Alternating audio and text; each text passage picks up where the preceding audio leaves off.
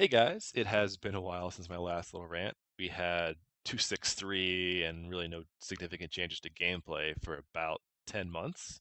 But CIG finally got 3.0 out at the very end of the year.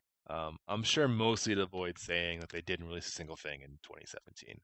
Uh, but they got it out, and so with all that time to think about things and mess around in the PTU, it's time to complain a little bit. And also offer, I guess, solutions to the problems that we're seeing, because I think they are fixable. So if you're not really into long rants about Star Citizen combat minutia, then maybe this video is not for you. I don't know. I'm gonna play some random 3.0 footage in the background. You can safely ignore it. 3.0 is definitely different than 263. And the difference is the key feature here. We have tons and tons of new features and changes. To CIG's credit, I mean, major new features, but some of them are pretty broken. And like I said, CIG kind of rushed this game, this patch out under the wire. I understand that, just to get something out in 2017, you got to look like you're making progress.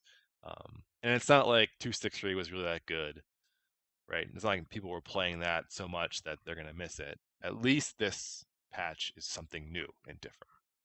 However, even stuff that used to work is now broken. And that's left combat and arena commander and all the players that like that stuff completely in the cold in 3.0. And I'll get into this a little bit more, but they basically killed a viable gameplay loop, whatever you want to call it, for combat players when that really didn't need to happen. So right now, as I'm recording this, it's basically prime time for Arena Commander in North America time zones anyway.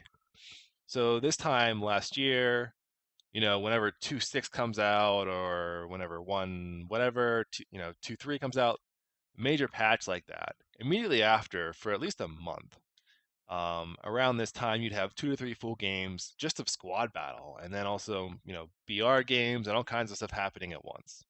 Even in this lull that we've had with 2.6.3, that 10-month thing over the summer, which is usually even lower, we still had hardcore pilots in AOTW that would be on this time of night playing with each other, dogfighting 1v1s, stuff like that. We'd have 4v4s and all that good stuff. I went to play a game. There's no one in BR. There's no one in squadron battle. There's 0 people. And you can sit around there for 4 or 5 minutes to make sure it's not like a last match. Like there's no one in there right now. And with about, I don't know, 4 or 5 hours of recorded AC time this patch, I don't think we've had a single match with more than 6 people in it. So in my experience, since the day that 0.8 came out, this is the worst participation rate that I've seen in Star Citizen. And here's the thing, those people that are not dogfighting in AC are also not dogfighting in the PU. These people just disappeared, right? In the PU, you're lucky to get 20, 25 frames, and then you're going to have horrific desync wherever you go, making it virtually impossible to hit anyone. That is not an enjoyable combat experience. Trust me, I have tried.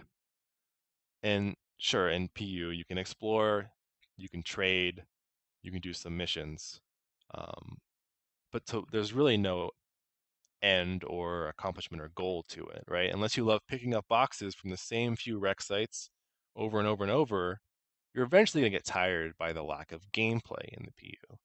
Now, I mean, it's gorgeous, and I was able to just fly around Daymar looking for the javelin for, I don't know, 10 hours in total in the PTU before I got tired of the whole experience. Like there is gameplay, there is time to be spent there. I get it. And I understand that all of these baseline features needed to get into the game. But there's no gameplay loops there. There's no real interaction between players to make it feel like a multiplayer game with any kind of meeting. The sad thing is we had a gameplay loop in AC. We had combat that players could go to for hours and literally years, right? That was content for 3.5 solid years, and it has the frame rate, and it mostly has the hit registration, other things that the PU does not have for combat. So what I'm arguing for in this video, and as I talk about each one of these problems that I see, is that we need to focus, not we, but CIG needs to focus on these repeatable, fun gameplay loops. Taking 5 friends into a dogfight against 5 other friends, into a combat situation, that's the same thing that provided 2 decades of Counter-Strike gameplay or Battlefield game. Like, these things have been going on forever. These multiplayer team versus team things. Um, so SC, while it goes through growing pains, whatever you want to call it, development in the universe, where it basically feels like a tech demo with no point and things are buggy and terrible and not necessarily fun. Arena Commander provides that nice little repeatable loop that is enjoyable. And it actually also, can help with balance and new features in combat, which is, a core feature of this game, at least as it was introduced when it was initially started. So anyway, back to AC in 3.0, it's empty. Now AC, as I've long argued, needs a lot of work just in terms of its reward structure and its team modes and, objectives, all kinds of stuff. But today, at least, let's look at issues specific to 3.0. And that's because it's probably the worst patch for combat that I've seen in the history of Star Citizen. Arguably, 1.0 Missile Commander was pretty bad. I mean, you could shoot off 2 size 1 missiles, walk away, and kill anything like in the game, and then just kill yourself, get the missiles back. That was bad, right? But I mean, even with its issues, people were doing no missile matches kind of on the side to work around that. In 3.0, the bugs and these problems are pervasive. They're essentially unavoidable. And the first big issue, and I think the one most damaging to participation overall and among all groups, is that rec or the the EA store or whatever they want to call it, electronic access, only allows you 1 item or ship at a time to rent. And even among the more active and competitive pilots that I know, these guys didn't buy every ship and gun that they want with cash, right? At least most of them, right? They're renting their Super Hornets, they're renting their Panthers, whatever else they need, just to kind of function and have fun in the game. You take that ability out, the ability for them to rent those things, and you take them out of the game. Like, they're just not going to do it. And these are the guys that are really active. We know that the average player only has an Aurora or an Avenger, and those ships just can't compete. Like, what do you think those guys do? They don't play. There's no way for them to ever get to a higher level. And I guess there's a whole thing about balance between the Avenger and Aurora. I mean, I can get that into a different video, but suffice to say, it's important to be able to upgrade your ship and equipment. Even especially, I should say, when people are starting off at a higher level. Like, we have people that did buy a Super Hornet that have that ship, right? And CIG didn't really even realize this lesson when AC first came out. They only had the Voyager Direct Store. The only way to actually get better guns was to buy them with cash. Like, they didn't understand why we needed to have rec in the first place. And now that it doesn't work, I think it should be really clear, you need rec for Arena Commander to even exist. So I'm hoping this rec issue was a back-end thing that CIG can hotfix before the quarterly release in April or March, whatever that's going to be. Otherwise, it's going to be a very sad few months in AC combat. Assuming they, I think this is the most likely thing they can fix. There are other problems that I'll talk about, but those would probably be client-side issues. I don't know that rec necessarily is. CIG has announced that they're going to try a quarterly release schedule, meaning that whatever they have at the end of 3 months, they're just going to release. In the past, they've said that they're going to have a higher tempo for patches, and they're never really panned out. So we're going to see how that works. I guess they haven't really had the idea of just releasing whatever it is. As long as it's not another 10 months, like, that was a little bit ridiculous. So basically what I'm saying is I don't know if there's going to be any patches before that point. I wouldn't expect it. Maybe we can get this one to fix rec at the very least. So 3.1, I think the plan there, yeah, that would be like April-ish. And it's really going to be mostly polished around the features they already added 3.0. And then 3.2 in Q2 also, which would be like the start of July, is somehow going to have mining and salvage and refueling and ship repair in one patch. If that happens, I will blow a gasket. like here's the thing, 3.0 has trading. How fun actually is the trading gameplay loop in 3.0, right? Remember, when something gets into SC, it's the most basic possible form of that feature. You buy a generic cargo box that's indistinguishable from other ones except for the price at a handful of very similar looking bases on these 3 moons. You sell them at one station for profit. That's the loop right there. For mining and refueling, whatever, although it sounds amazing that these things will finally be in the game, I would remind people again, they're just going to be absolutely basic. Do not count on that stuff like as an enjoyable time. What I'm really hoping for, in the short term here, is a way to work combat and multiplayer aspects into the PU. Um, we know performance improvements aren't coming for a while, so I mean, I don't even know that that's possible. But maybe we can get the nice part of persistence at least. Like it's kind of funny that all of the punishing parts of persistence made it in 3.0. Like you lose your ship or you die, you lose the cargo, you lose all your guns. Like that's it. But if the game crashes, like, you just disconnect and you're on a planet, you should be able to just start there, where you left off because you didn't actually die. The game just crashed and that's persistent. Nope, it's gone.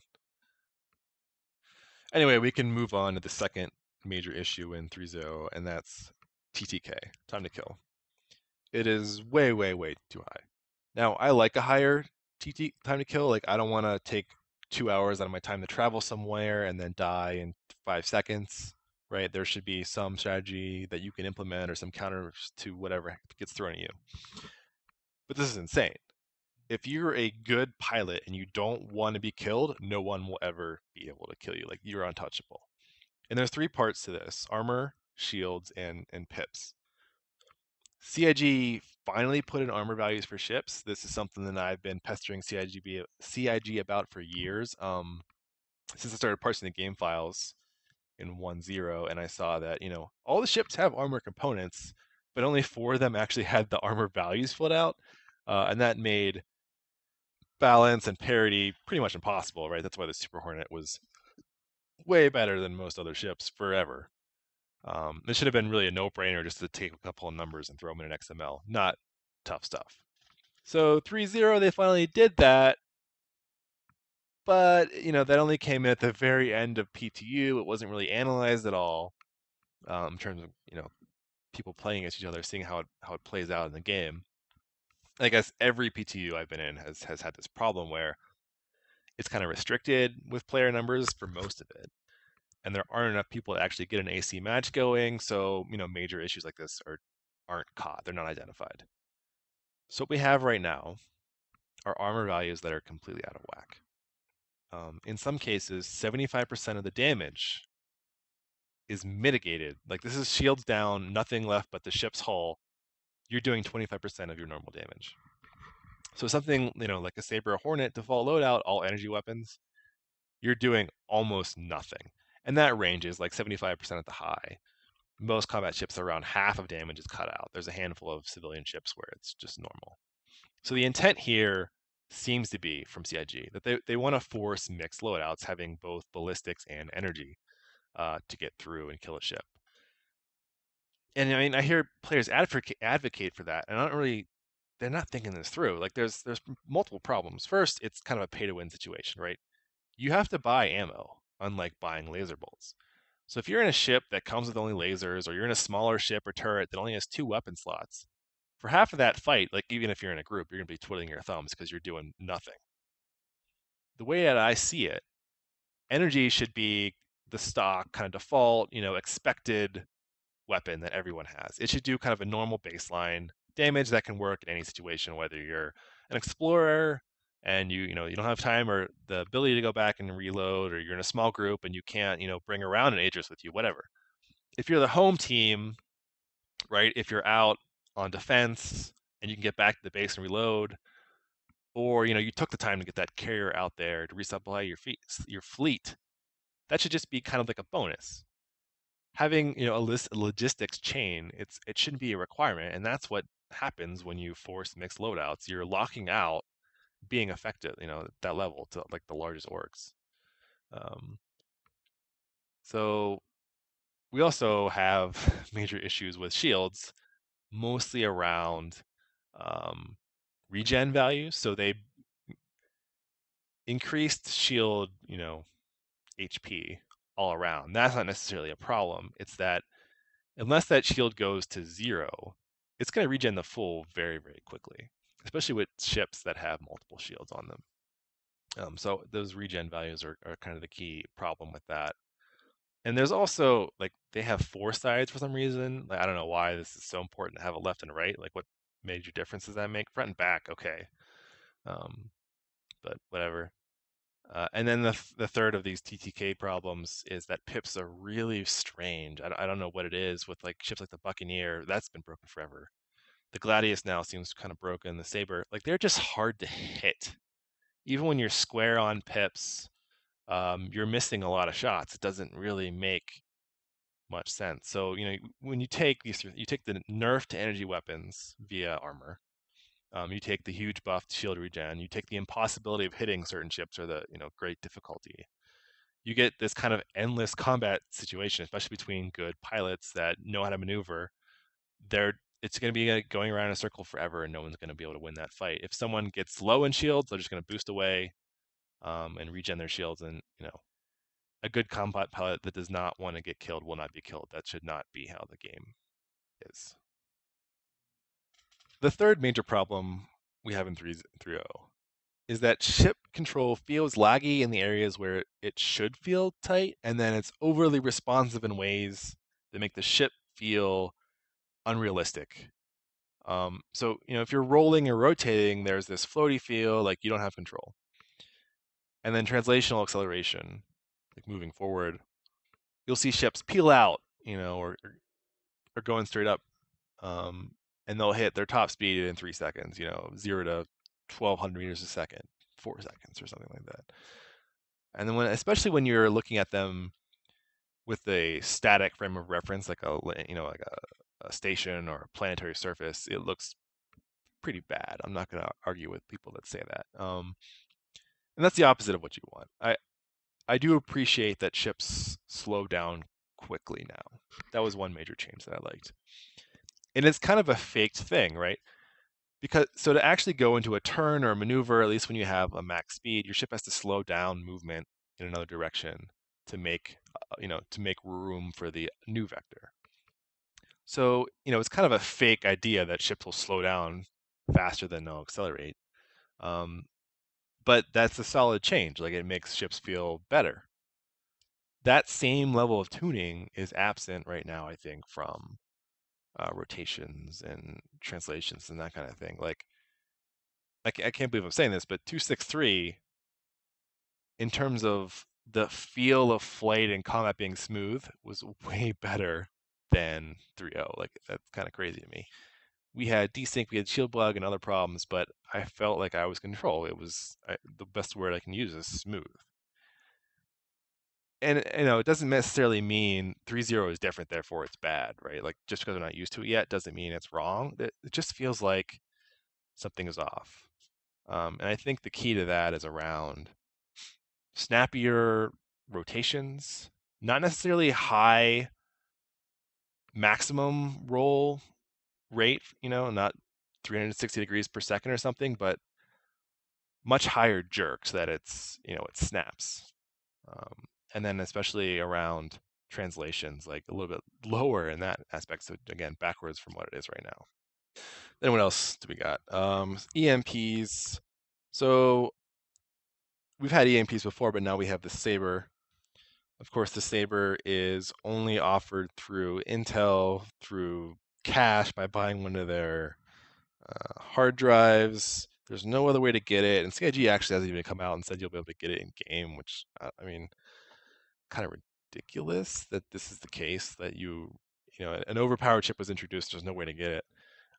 It's kind of nice in this case because of how insanely strong it is. There aren't a ton of them flying around, but basically a Saber can lock down any ship it wants to indefinitely. And that's kind of dumb. Like, until there's an actual counter to EMPs, like what the counter right now is supposed to be you turn your ship off. So what kind of counter is that, really? Like, oh, you can die or you can die. Until there's, I don't know what it would be. Like, you get components that are guarded or there's some kind of warning associated with it. Like, when it's actually launched, there's kind of a lag time. But until it happens, why is it even in there? Like, I mean, for the Care Bear Mafia, they're getting trolled to shit because someone could just lock down their Starfarer and they lose all their cargo. And then in AC, the combat people aren't happy. Like, this is so out of balance. So no one is really winning from EMPs being in the game right now. There's some weird stuff going on with missiles. I mean, they're not stupid overpowered, but they like auto lock on people. In some cases, you can't really dodge them very well, and you'll have something like the Cutlass come in with 24 of them. It's just a little bit weird, and there's also some replenishing issues with that. It might be associated with wreck. I don't know. Oh, so I guess this actually is more related to ship control, but the mouse dead zone is still there. Definitely makes a ship feel a little bit floppier than it needs to be, right? Because you're rotating, you kind of wander accidentally into this undefined dead zone, which is oddly shaped, and then all of a sudden your ship stops, or you move outside of it and you jerk when you don't mean to. Like, makes fine control a pain. This used to be a console command. They took it out. I don't know why. So yeah, please allow us to adjust control settings like dead zone. I don't see why that is not a thing. This at this stage of the game, we have issues right now where the saber will be destroyed but doesn't give you a kill, and in fact the player in the saber doesn't die. The only way for them to respawn, because they took out the suicide button, is to leave the match and come back in. I don't know how that got broken. There is a weird issue with, so I guess there are some things that are in the game that are clearly placeholders, right? They're in the game because we needed, at least, it's better than nothing. And I think the CVI, the combat visor interface, the HUD part that actually shows the status of your ship in terms of the shields and the shields of your enemy, um, fits that case. It's better than not being able to see the ship at all. Same thing with like the chat window. It's kind of basic in functionality, although I wish they would have it stop disappearing every time you interact with something in the game. But it's just there to have something. I don't know if it's that case with component sizes. So supposedly, whenever they they abandoned size 1 through 10 for components, and now there's small, medium, large, and capital ship, there's a threefold increase in power, or like capability, or whatever you want to say, between those sizes. So if your size 1 cooler puts out 1,000 cooling, then your medium would be 3,000. For whatever reason, they didn't decide to follow this through when they actually put stuff in the game. So if you have the misfortune of having a ship that has a medium-sized component, it's actually way better to have like 2 smalls or 3 smalls, because it's like a 30% increase instead of a 300 or 200. Yeah, I don't know why. If they don't even follow it for their placeholder stats. Now, this is another pet peeve of mine, but CIG also has this mindset that they can't focus on remote turrets or NPC turrets or pilot controlled turrets before they get the functionality of crewed turrets down. The problem with that is, like, the vast majority of turrets in the game, like, there's not going to be a player for them. It's probably something like there's going to be 10 turrets for every player that actually wants to be in a turret. Like, who wants to be the 5th turret gunner on a retaliator and have like this small little window, and you might do a little bit of shield damage to one ship, versus being in your own fighter? I mean, you're going to have people that want to do that. I'm sure they're out there, but the people that want to fly their own ship or whatever are going to be a much higher percentage of the population. So it seems like, to me, a much better use of CIG's time, and something that would make more players have a better experience faster, would be to focus on the remote turrets, NPC controlled turrets, like the ones with a blade that have AI targeting, whatever. So I don't know why this is their mindset, but that's something I think that all these guys flying around in cutlasses or freelancers or constellations that don't have 20 friends on all the time available to be in their turret, and that probably wouldn't want to be in the turret anyway, can actually have a good time, and we can see some of the true capabilities of those ships. I would really like to see that change. So I think that was kind of all the stuff that I've thought of right now. I guess just to quickly kind of go over the solutions here. Like, for rec, hopefully there's a hot fix that can get in, because if rec doesn't work, like, AC is dead for the next 3 months, which really is a bummer. considering that's one of the last like repeatable kind of gameplay things you can have in Star Citizen, especially for like multiple players. And really, players should be getting way more rec in Battle Royale and AC in general. Like racing somehow is the best way to earn rec. That doesn't seem like it makes any sense to me anyway. So we talked about the time to kill.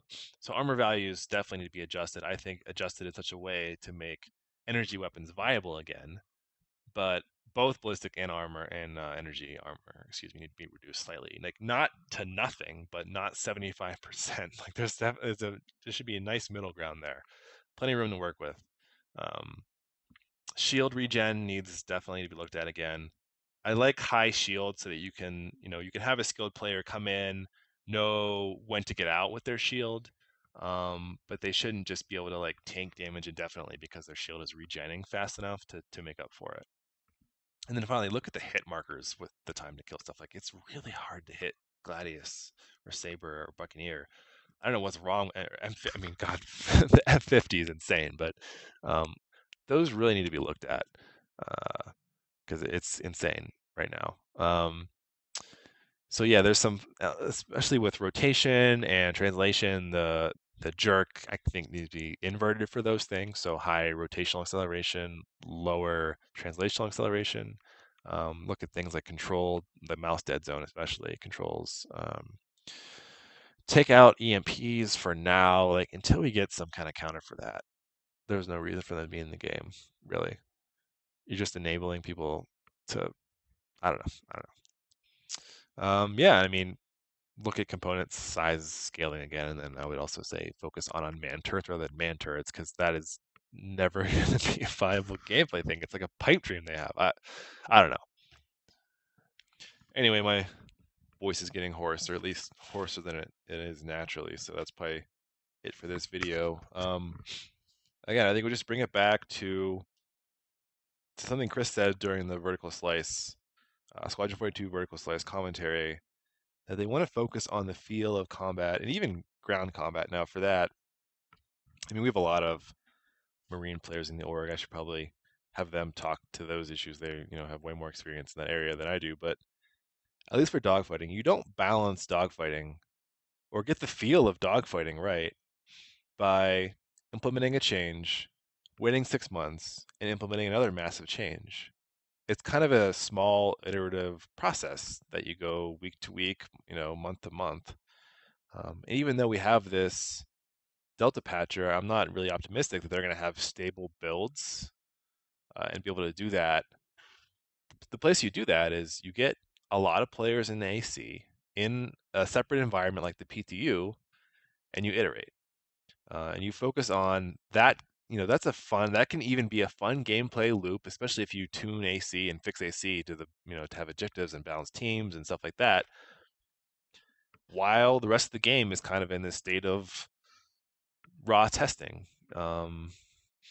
We know that this game is in development. It's not going to be fun every step of the way, but we had AC in a state where it was enjoyable and repeatable, and it felt like a real game. So, as we look to 3.1, as that as the combat field kind of gets tuned, I hope that CIG takes a look at these issues and looks at fixing AC and really puts the players that care about combat in an environment where alongside CIG we can kind of get that feel right, because the current strategy is bouncing all over the place, and it kind of felt close. A lot of people would say in 1.3, although I thought it was 2 whatever.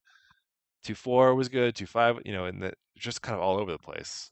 We're not iterating down to it. So anyway, I may have to do another video before the next patch because it could be another 3 months, and there's still some stuff I missed, I'm sure. So anyway, I will see you guys then.